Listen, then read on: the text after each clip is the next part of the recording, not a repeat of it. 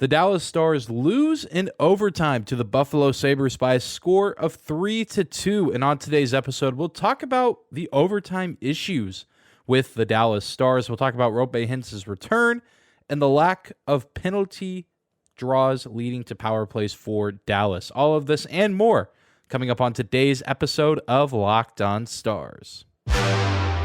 Your Locked On Stars, your daily podcast on the Dallas Stars. Part of the Locked On Podcast Network, your team every day.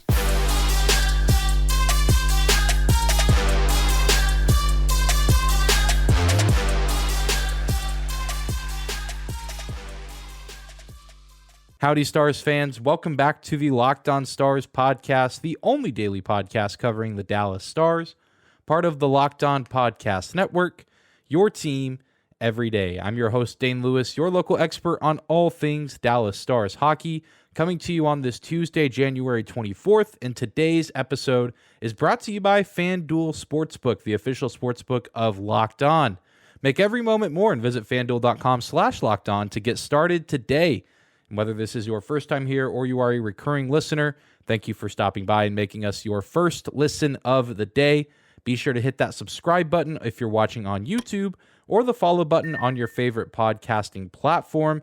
And let's jump into today's episode covering an overtime loss, a game that got away from the Stars after a very solid start for the team. And overall, it's disappointing to see them lose, but they also do get a point out of it. But it's been kind of a recurring theme this season that the Stars are struggling past 60 minutes if games require overtime or if they require a shootout. It really also just felt like this game didn't necessarily need overtime or a shootout. I'm sure at this point now the Stars are glad that it did go there and they got something out of this game. But during the first three periods, and especially the first and the third, it really felt like the Stars could have left the American Airlines Center on Monday with 2 points and likely given the Buffalo Sabres nothing out of that game.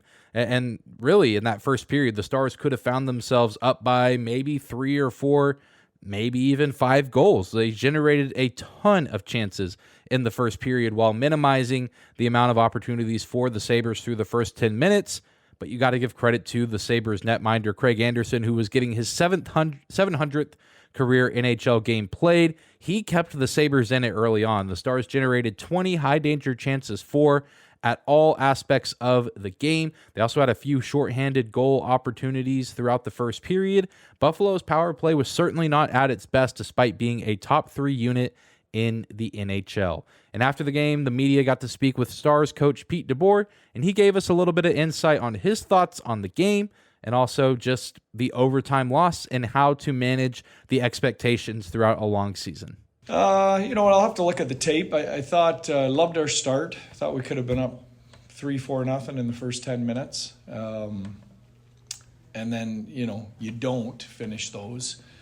And then, I think we fell into a little bit of a trap. We thought maybe it was going to be easy based on the first 10 minutes. And, the middle part of that game, that's how we played. They were hungrier. They won more battles. I thought in the third we kind of reset and got it going again and played pretty well. But, that was kind of my synopsis of how it went. I think you have to give Craig Anderson some credit. I think he won his 700th game. I coached him in Florida, 15 years ago. He's had a great career. And you look at his numbers this year, he's 40 years old and he's doing that every night. So I put it on him. I thought he was, the other night we're up 4-0 on probably less than that quality of chances. So, I think our group knows how to finish. I give the goalie credit for the first 10 minutes. Yeah, I think we had a poor start in overtime. I think we've been better lately. Again, I'm not, you guys can dwell on the negative stuff. I'm going to go glass half full. We've been playing a lot of good hockey and found a way to get an important point. I really liked Pete DeBoer's outlook on this loss, and I think his perspective on that is a huge reason why this team never really strings together many losses and why they don't usually lose more than 2 games in a row, is that you take what you can get, you pull the positives, and in this case, even though there is a loss on the record, there's something positive from this. 1 point and all these points add up, and you try not to think about the fact that you left 16 out there on the board. Rather, you live with the ones that you can get, and you live with the good that you did see in this game. And I mean, that's really all you can say to yourself. They got a point against a very hungry and scrappy Buffalo team that is oh so close to finding themselves in the playoffs this season. I think they can maybe even make some moves at the deadline to improve. This is a deadly offensive team. We talked about that yesterday. And if they get good goaltending like they did on Monday, they can be a very dangerous team. And of course, credit to Tage Thompson with a very slick pass on that overtime game-winning goal from Owen Power. The Stars didn't really get their chances, and I mean, it's frustrating. It's just not been the Stars' strength this season, winning in overtime, although it was one of the things that they did best last season. And I guess it's just a give and take. And ultimately, I mean, the Stars hadn't gone to overtime in quite a while. I feel like maybe the game in New York against the Rangers could be remembering that incorrectly. But lately, the Stars have been taking care of business for the most part in regulation. And I think there is a silver lining of if this team, when they make it to the postseason, if they find themselves in some overtime scenarios, I think the 5-on-5 format there is much better suited for the Dallas Stars. I think that they'll be able to perform better in those situations as opposed to the 3-on-3 that we see in the regular season. I don't think, as good as the Stars team is, I don't think the 3-on-3 is their specialty, even with some great speedy and aggressive players with open ice like Miro Heiskanen and Rope Hintz and Jason Robertson. Those are the three guys that started out on the ice for the Stars in overtime and didn't really get too many opportunities, maybe one chance with the puck, couldn't capitalize, and then of course Tage Thompson does what Tage Thompson does. So I don't think it's something to be overly concerned about because, again, the Stars are still doing fine as a whole this season. Could they be doing better if they won some more games in overtime or in the shootout? Yes, of course. But at the end of the day, they're still at the top of their division. They're still at the top of the Western Conference. And you got to take what you can get. Not every team is going to be perfect in every aspect of the game. The Stars do a great job in 5-on-5, and they usually do a pretty good job at avoiding overtime. But sometimes they're just not able to do so, and you got to take it if you get a point and be thankful for what you get and know that there's still plenty of home games upcoming and some more opportunities to distance yourself from the rest of the pack in the Central Division and the Western Conference. Well, we're going to take a quick break, but when we come back, we'll talk about the return of Rope Hintz to the lineup. Today's episode of Locked On Stars is brought to you by our friends at FanDuel. The NFL playoffs are here, and we're really excited about our new sports betting partner for Locked On because they're the #1 sports book in America. And I'm, of course, talking about FanDuel. And if you're new to FanDuel, that's even better. They have so many great features that make betting on sports fun and easy. New customers can join today and get started with $150 in free bets guaranteed when you place your first $5 bet. Just sign up at FanDuel.com/lockedon. FanDuel has all your favorite bets from the money line to point spreads to player props. Plus, you can even combine your bets for a bigger chance at a bigger payout with the same game parlay. All on an app that's safe, secure, and easy to use. So if you're a football fan, don't miss out on this opportunity. Place your first $5 bet to get $150 off and free bets, win or lose, at FanDuel.com/lockedon.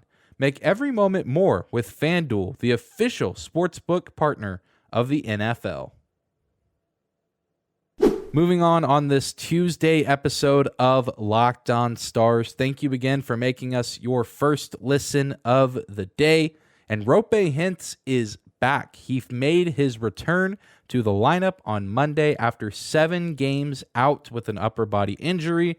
And it didn't take very long for him to get reacquainted with the team and with the Stars faithful at the American Airlines Center. He skated for 14 minutes and 38 seconds, and Pete DeBoer did say after the game that while Rope did look good and he's glad to have him back, he did notice a little bit of fatigue and him wearing down a little bit as the game went on, as you would expect with a player who's been out for, over 2 weeks at this point. He's got to get reacclimated to game speed. You can practice and do morning skates and warm-ups all you want. It's not quite the same as playing full speed in an actual NHL game, but still, when Rope was on the ice, he was making a difference. He got an assist on the Stars' first goal of the game on the power play, that Stars' top power play unit back seemingly at its full strength, and it's a shame we didn't get to see more of them, but we'll talk about that a little bit later on in the show.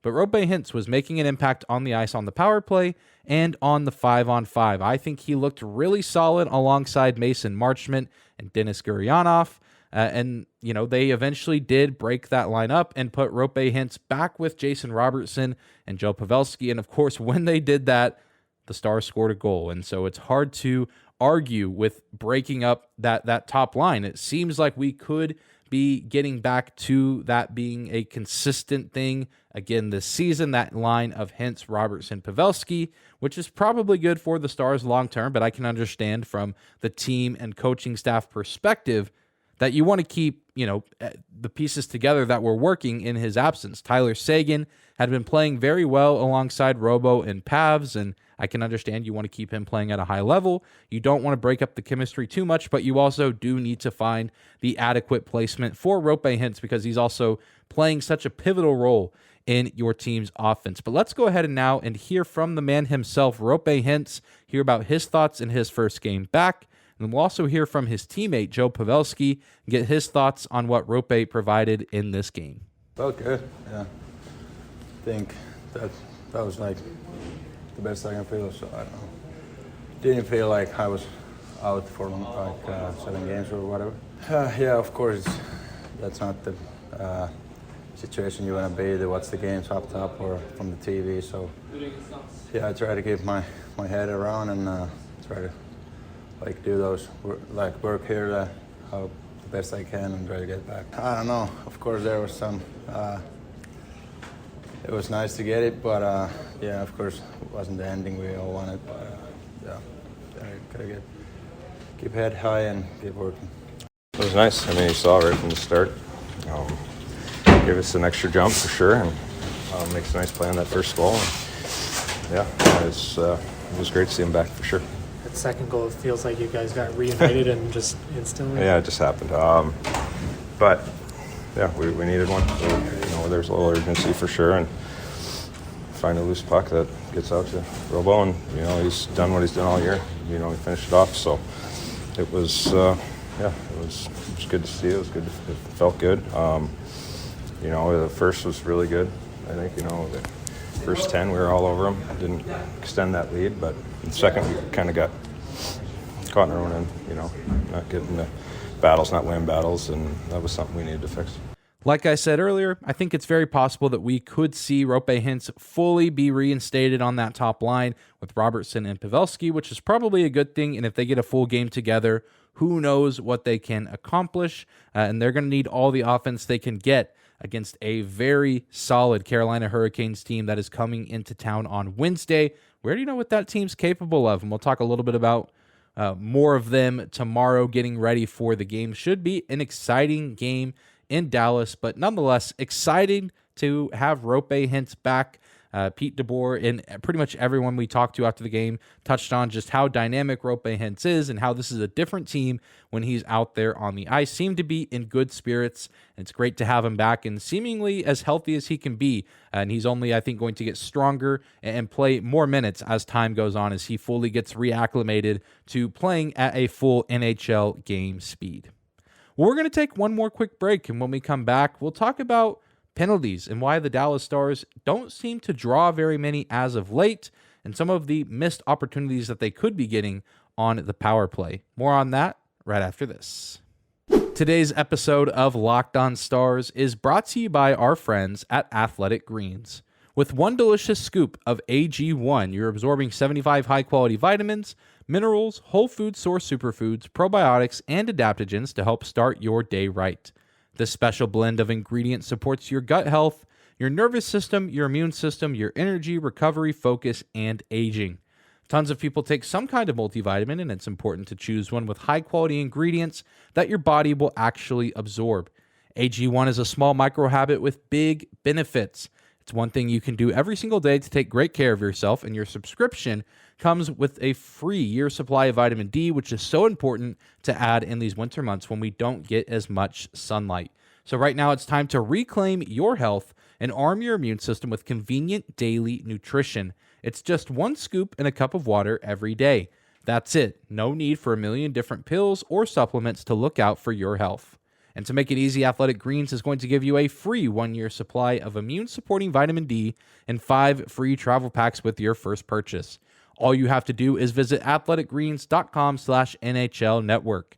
Again, that is athleticgreens.com/NHL Network to take ownership over your health and pick up the ultimate daily nutritional insurance.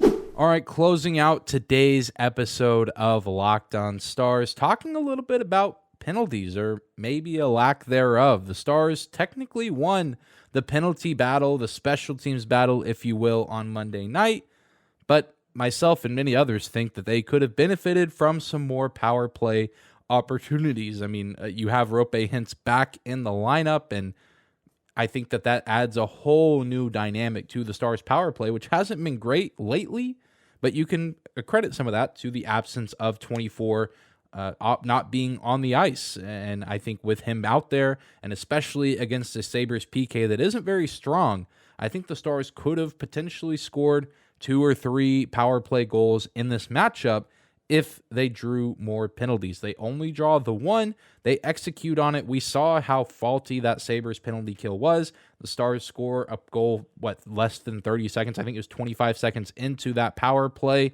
And they also killed the Sabres penalty, the power play rather, 3 times, which the Sabres have a top 3 power play unit in the NHL, and especially in the third period with about 3 minutes left in the game. The Stars get one of the best kills we've seen this season. The Stars were generating shorthanded goal opportunities. I mean, they really did dominate the special teams front, but I don't think they got to dominate it to the fullest extent that they could have if they had been granted more opportunities on the power play, which, it happens sometimes. You're not going to get calls, and I know there's always going to be people that say, oh, the Stars never get calls. The referees hate the Dallas Stars. The NHL doesn't want Dallas to succeed, and I think that's, a bunch of nonsense, and I think referees, as much as, they can frustrate us. I know I've been frustrated by my share of referees in the NHL and in any sport. They're human beings. They miss calls. They make mistakes. They're not perfect. And I'm sure that they would be the first to admit that, or I imagine that they would do so. But I think there were some instances where some things could have been called, whether they were tripping, interference, maybe some hooking calls, some things of that nature. And it just wasn't happening on Monday night. And I think the game could have potentially gone a little bit different. But I think that there's a little bit more to it than just that, than just the referees missing calls on occasion. I think the Stars as a team, just by design, aren't necessarily designed to draw a ton of penalties. And we talked to several players after the game and Coach DeBoer, but I at least want to single out Mason Marchment here as someone who does take a lot of hits and take a lot of sticks that sometimes go uncalled, and get his thoughts on the lack of calls for the Stars at times this season. So here's Mason Marchment on that. No, I think we played hard tonight. I think to draw penalties, you got to get inside and get in front of them and make them get out of position and try to jump back in the lane and stuff like that. But I think sometimes it's just a 5-on-5 kind of game, and that's kind of what it was tonight. Of course, if the Stars can find a way to draw more penalties, I think that will be to their benefit, and they become a much more dangerous and deadly team on the ice, because their power play, especially that top unit, is one of the best in the NHL. But I just don't know if the Stars' style of play necessarily, demands that there be a ton of penalties drawn. And a lot of the guys that we talked to post-game mentioned that the way that you draw penalties is by having those long offensive zone possessions, getting in tight, getting in close, and either wearing down the defense where they're forced to commit a penalty, or they commit a penalty out of a mental lapse, or they just have to break up an odd man rush, trip, interfere, hook with the stick in order to break up a scoring opportunity. And the Stars generate a lot of rush opportunities, but a lot of times it's, away from players where they don't really give them the chance to commit those penalties. And they also just don't typically generate a ton of flow in their own offensive zone in order to draw those penalties. We see it on occasion. We see it every now and then, but it's just not the style of game that the Dallas Stars typically play. And I think that can be to their detriment at times in terms of drawing penalties. Obviously their offense is still working fine. They're a top 10 offense in the NHL and still one of the best power plays in the NHL. But in a game like last night, you think that they definitely could have benefited more from those opportunities. And I think the score maybe ends up a little bit differently if the Stars get, one or two more chances at the power play. As good as Craig Anderson was in that matchup, I just think he was a little bit overworked on that first Stars man advantage, and I think it would have been the same story had the Stars gotten as many looks, if not more, than the Buffalo Sabres. So it's just something to consider and something interesting to think about throughout the rest of this season. If the Stars aren't drawing a ton of penalties, sure, there's going to be times where the referees miss calls, they make mistakes, but also you got to keep in mind that the Stars aren't necessarily made to draw a ton of penalties. But that's going to do it for today's episode of Locked On Stars. Thank you again for tuning in and making us your first listen of the day. Remember to subscribe to the show on YouTube, follow us on your favorite podcasting platform, and follow us on social media at Locked On Stars on Instagram and Twitter. At Dane_Lewis is my personal Twitter, and be sure to tune in tomorrow as we'll be getting prepared for Wednesday night's game, a big one. The Carolina Hurricanes coming into town. Should be an exciting matchup, and we'll get you covered with everything you need to know going into that game. But I hope you guys enjoy your Tuesday, and we'll see you back here tomorrow.